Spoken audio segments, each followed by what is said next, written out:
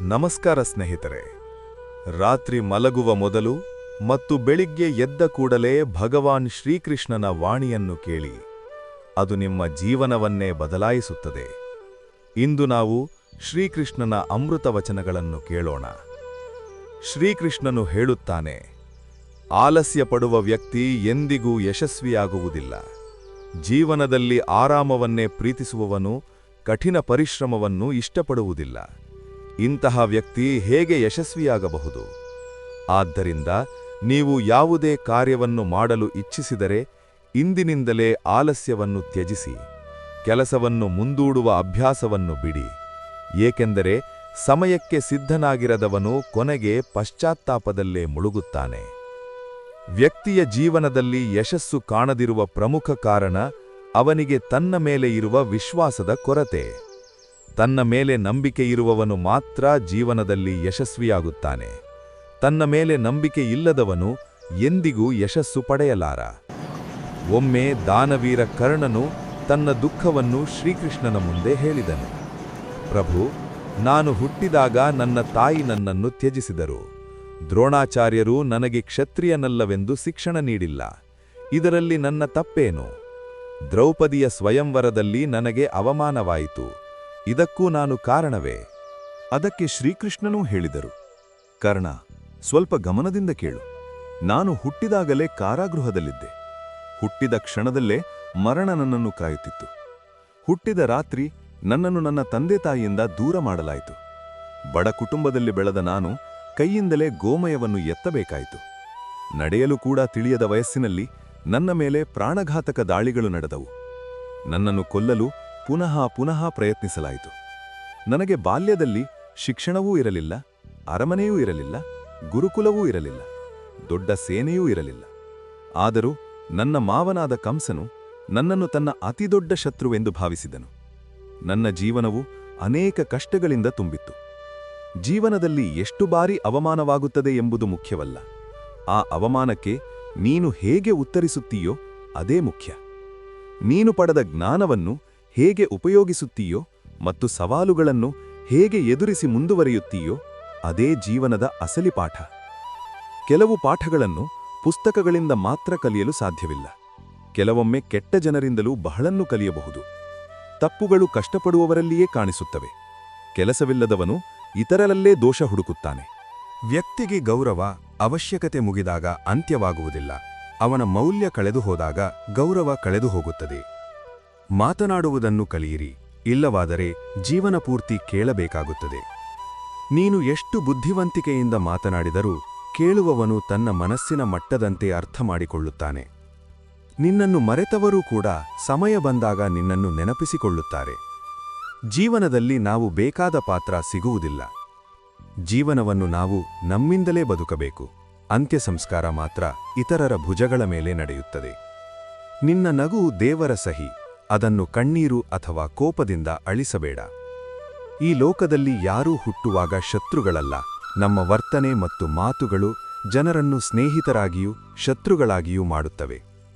ಯಾರು ಸದಾ ದುಃಖದಲ್ಲೇ ಅಳುತ್ತಿರುತ್ತಾರೋ ಅವರ ಬಾಗಿಲಿನ ಮುಂದೆ ನಿಂತ ಸಂತೋಷ ಹಿಂದಿರುಗಿಬಿಡುತ್ತದೆ. ಆಶೆ ಇರುವವನು ಜೀವನದ ಪ್ರತಿಯೊಂದು ಪರೀಕ್ಷೆಯನ್ನು ದಾಟುತ್ತಾನೆ. ಎಲ್ಲರೂ ನಮ್ಮವರಲ್ಲ, ಇದು ಸತ್ಯ. ಮಹಾನ್ ಮನಸ್ಸುಗಳು ಆಲೋಚನೆಗಳ ಬಗ್ಗೆ ಚರ್ಚಿಸುತ್ತವೆ. ಸಾಧಾರಣ ಮನಸ್ಸುಗಳು ಘಟನೆಗಳ ಬಗ್ಗೆ ಚರ್ಚಿಸುತ್ತವೆ. ಚಿಕ್ಕ ಮನಸ್ಸುಗಳು ವ್ಯಕ್ತಿಗಳ ಬಗ್ಗೆ ಮಾತನಾಡುತ್ತವೆ. ಈ 5 ಸ್ಥಳಗಳಲ್ಲಿ ಮೌನವಾಗಿರಿ. ನಿಮ್ಮ ಮಾತಿಗೆ ಮೌಲ್ಯವಿಲ್ಲದ ಸ್ಥಳದಲ್ಲಿ, ಮಾತಾಡಿ ಪಶ್ಚಾತ್ತಾಪವಾಗುವ ಸ್ಥಳದಲ್ಲಿ, ನಿಮ್ಮ ಮಾತು ಯಾರ ಹೃದಯಕ್ಕೆ ನೋವು ನೀಡುವಾಗ, ಕೋಪದಲ್ಲಿರುವಾಗ, ನಿಮ್ಮ ಅರ್ಥವನ್ನು ಕೇಳುವವರೇ ಇಲ್ಲದ ಸ್ಥಳದಲ್ಲಿ, ಯಾರಾದರೂ ನೋವಿನಲ್ಲಿದ್ದಾಗ ನಿಮಗೂ ನೋವನಿಸಿದರೆ ನಿಮ್ಮ ಆತ್ಮದಲ್ಲಿ ದೇವರು ವಾಸಿಸುತ್ತಿದ್ದಾನೆ ಎಂಬುದರ ಸಂಕೇತ. ಅವಶ್ಯಕತೆಗಳಿಗೆ ಅಂತ್ಯವಿಲ್ಲ. ಜೀವನದ ಎಲ್ಲಾ ಹೋರಾಟವೂ ಆಸೆಗಳಿಂದಲೇ. ನಿಷ್ಕಳಂಕ ಉದ್ದೇಶ ಹೊಂದಿರುವವನ ವಿರುದ್ಧವೂ ಕೆಲವೊಮ್ಮೆ ಜನರು ನಿಂತುಕೊಳ್ಳುತ್ತಾರೆ. ಯಾರಾದರೂ ನಿಮ್ಮಿಂದ ಬೇಸತ್ತು ಹೋದರೆ ಬಿಡಿ. ಭಾರವಾಗುವುದಕ್ಕಿಂತ ನೆನಪಾಗಿ ಉಳಿಯುವುದು ಉತ್ತಮ. ಸುಳ್ಳಿನ ಮಾರುಕಟ್ಟೆ ಹೆಚ್ಚು ದಿನ ನಡೆಯುವುದಿಲ್ಲ. ಸತ್ಯ ಮಾತ್ರ ಅಂತ್ಯವರೆಗೂ ಜೊತೆಯಾಗಿರುತ್ತದೆ. ಯಾರಾದರೂ ಇಂದಿನ ಸ್ಥಿತಿಯನ್ನು ನೋಡಿ ಅವರ ಭವಿಷ್ಯವನ್ನು ಹಾಸ್ಯ ಮಾಡಬೇಡಿ. ಸಮಯ ಕಲ್ಲನ್ನು ವಜ್ರವಾಗಿಸುತ್ತದೆ. ನಾಳೆ ಮಾಡ್ತೀನಿ ಎಂಬ ಪದ ಮಾನವನ ಎಲ್ಲಾ ಕೆಲಸಗಳನ್ನು ಹಾಳು ಮಾಡುತ್ತದೆ. ಹೆಚ್ಚಾಗಿ ಮಾತನಾಡುವುದು ಒಳ್ಳೆಯದಲ್ಲ, ಅತಿಯಾದ ಮೌನವೂ ಒಳ್ಳೆಯದಲ್ಲ. ಇಂದಿನ ಕಾಲದಲ್ಲಿ ಸಂತೋಷವಾಗಿರಬೇಕೆಂದರೆ ಸ್ವಲ್ಪ ಸ್ವಾರ್ಥಿಯಾಗಿರಬೇಕಾಗುತ್ತದೆ. ಇದು ಸತ್ಯ. ಭಾವನೆಗಳಿಗೆ ಗೌರವ ಕೊಡದವರಿಗಾಗಿ ಪಾಗಲಾಗುವುದು ಪ್ರೀತಿಯಲ್ಲ, ಮೂರ್ಖತನ. ಹೃದಯದ ಮಾತು ಹೇಳುವ ಧೈರ್ಯವಿರಲಿ, ಎದುರಿನವನ ಮನಸ್ಸನ್ನು ಅರ್ಥ ಮಾಡಿಕೊಳ್ಳುವ ಬುದ್ಧಿಯೂಮಿರಲಿ. ಸಂಬಂಧಗಳು ತಾನಾಗಿಯೇ ಮುರಿಯುವುದಿಲ್ಲ. ಯಾವುದೇ ಕೆಲಸವನ್ನು ಆರಂಭಿಸದೆ ಪೂರ್ಣಗೊಳಿಸಲು ಸಾಧ್ಯವಿಲ್ಲ. ಪ್ರತಿಯೊಂದು ಕೆಲಸದಲ್ಲೂ ಅತಿ ಕಠಿಣ ಹಂತವೆಂದರೆ ಆರಂಭಿಸುವುದೇ. ಇಂದು ಕಷ್ಟ, ನಾಳೆ ಉತ್ತಮ, ನಾಡಿದ್ದು ಚಿನ್ನದ ದಿನ. ಮಾಡಬೇಕೆಂಬ ಆಸೆ ಇದ್ದರೆ ಈ ಜಗತ್ತಿನಲ್ಲಿ ಅಸಾಧ್ಯವೆನಿಸುವುದೇ ಇಲ್ಲ. ದೇಹ ಮಣ್ಣಿನಿಂದ, ಉಸಿರು ಸಾಲಿನದು. ಅಹಂಕಾರಕ್ಕೆ ಇಲ್ಲಿ ಜಾಗವೇನು? ಸಮಸ್ಯೆಗಳು ಜೀವನದ ಅತಿಥಿಗಳು. ಅವುಗಳನ್ನು ತುಳಿದವನು ಗೆಲ್ಲುತ್ತಾನೆ, ತಲೆಯ ಮೇಲೆ ಹೊತ್ತವನು ಸೋಲುತ್ತಾನೆ. ಲೋಕವು ಕೈಬಿಟ್ಟಾಗ ದೇವರು ನಿಮ್ಮ ಕೈ ಹಿಡಿಯುತ್ತಾನೆ. ಶ್ರಮದಿಂದ ಮಾತ್ರ ಅದೃಷ್ಟ ಬದಲಾಗುತ್ತದೆ, ಕೂರಿರುವುದರಿಂದಲ್ಲ. ಜೀವನ ತುಂಬ ಚಿಕ್ಕದು. ಯಾರನ್ನು ಹಿಂಬಾಲಿಸುವುದಕ್ಕಿಂತ ನಿಮ್ಮ ಕನಸುಗಳನ್ನು ಪೂರೈಸುವುದು ಉತ್ತಮ. ಸರಿಯಾದ ದಾರಿಯಲ್ಲಿ ನಡೆಯುವುದು ಕಷ್ಟ, ಆದರೆ ಆ ದಾರಿ ನಿಮ್ಮನ್ನು ಬೀಳಲು ಬಿಡುವುದಿಲ್ಲ. ಯಾರನ್ನೂ ತಿರಸ್ಕರಿಸಬೇಡಿ. ದೇವರು ಪಾತ್ರವನ್ನು ಕ್ಷಣದಲ್ಲೇ ಬದಲಾಯಿಸಬಹುದು. ಇಂದಿನ ಪ್ರಯತ್ನ ನಾಳೆ ಖಂಡಿತ ಫಲ ನೀಡುತ್ತದೆ. ಉತ್ತಮ ಜನರು ಮತ್ತು ಉತ್ತಮ ಪುಸ್ತಕಗಳು ಎಲ್ಲರಿಗೂ ಅರ್ಥವಾಗುವುದಿಲ್ಲ. ಸತ್ಯ ಮಾತಾಡುವವನು ಜಗತ್ತಿಗೆ ಕಹಿಯಾಗಿಯೇ ಕಾಣಿಸುತ್ತಾನೆ. ಸಂಬಂಧಗಳು ಕಣ್ಣೀರು ತರಲು ಆರಂಭಿಸಿದರೆ ಅವುಗಳನ್ನು ನಿರ್ಲಕ್ಷಿಸುವುದನ್ನು ಕಲಿಯಿರಿ. ವಿಫಲತೆ ಜೀವನದ ಅವಿಭಾಗ್ಯ ಭಾಗ. ವಿಫಲವಾಗದೆ ಕಲಿಯಲು ಸಾಧ್ಯವಿಲ್ಲ. ಶ್ರೀಕೃಷ್ಣನು ಹೇಳುತ್ತಾನೆ, ವ್ಯಕ್ತಿಯ ನಾಶಕ್ಕೆ 5 ಕಾರಣಗಳು: ಆಲಸ್ಯ, ಕೋಪ, ಭಯ, ಅತಿಶ್ರಮ ಮತ್ತು ಮುಂದೂಡುವ ಅಭ್ಯಾಸ. ಯಶಸ್ಸು ಸಂತೋಷದ ಕೀಲಿಯಲ್ಲ, ಸಂತೋಷವೇ ಯಶಸ್ಸಿನ ಕೀಲಿ.